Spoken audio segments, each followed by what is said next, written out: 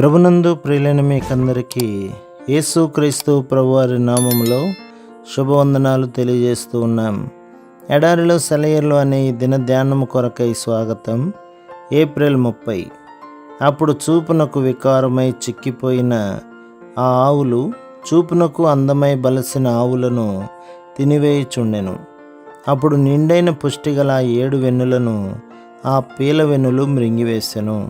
ఆదికాండం 41వ అధ్యాయం 4-7 వచనాలు. ఆ కళను ఉన్నదున్నట్టుగా చూస్తే మనకొక హెచ్చరిక కనిపిస్తుంది.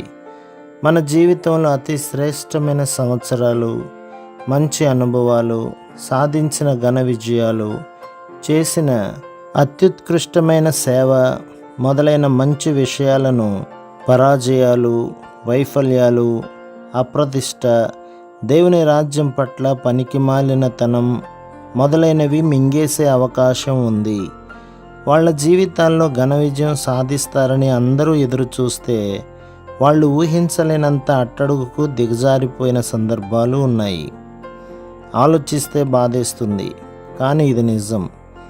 ఒక భక్తుడు చెప్పాడు, ఇలాంటి విచారకరమైన విషయం నుండి తప్పించుకోవాలంటే ఒక్కటే సాధనం.